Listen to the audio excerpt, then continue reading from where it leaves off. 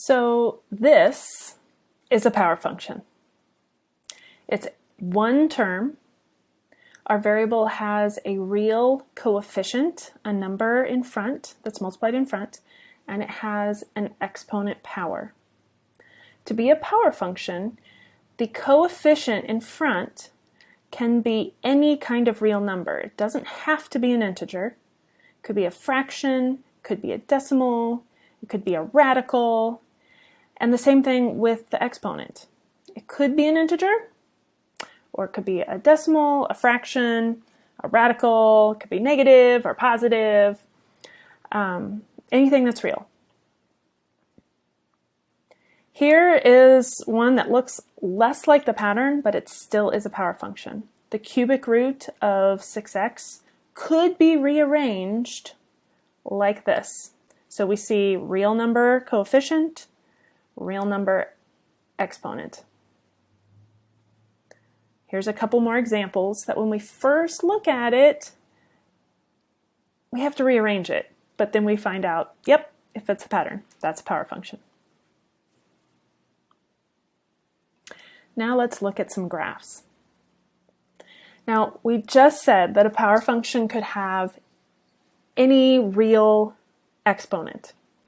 But let's focus our examination on exponents that are positive integers.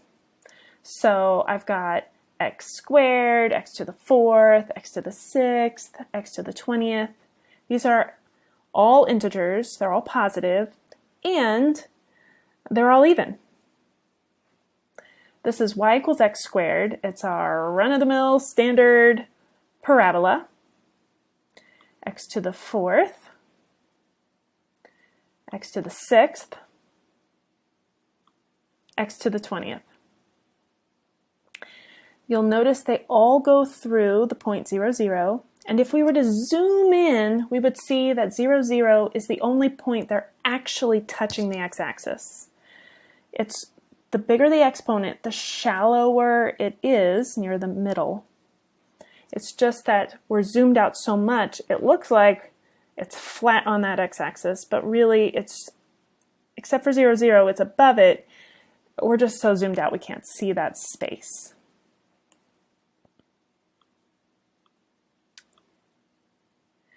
Now, if we were to take a power function, these all had a coefficient of 1, but if I were to put a coefficient that's bigger than 1, we would see a stretch.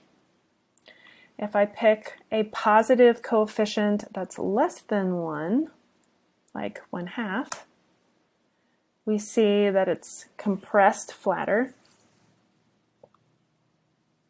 Let's get that 1 back.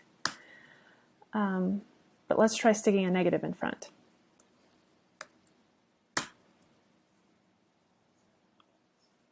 And then here's all of them with the negative in front. They have the same shape, they're just reflected across the x-axis. We might use the phrase end behavior. The end behavior with a negative in front, with these even integer exponents, is that the further away we get from 0, the lower and lower it goes on the graph. Whereas the end behavior without a negative coefficient is that the further away it gets from the origin, the higher and higher it gets. And that would be true, it's true with all of them if we were to take off those negatives.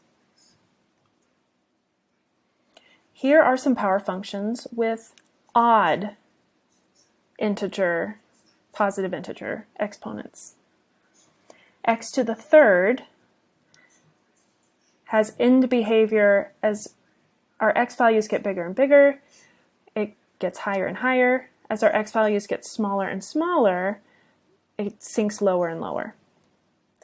And once again, with these odd exponents,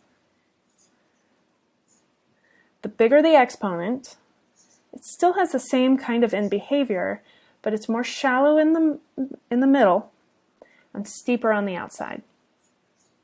And once again, just like the even ones, if we give it a negative coefficient, it reflects across the x-axis. Now recall that power functions don't have to have integer exponents. Here's 1/3 as the exponent, radical 5 as the exponent, -2 as the exponent, and we see that the graphs look really different. We're not going to worry about those right now.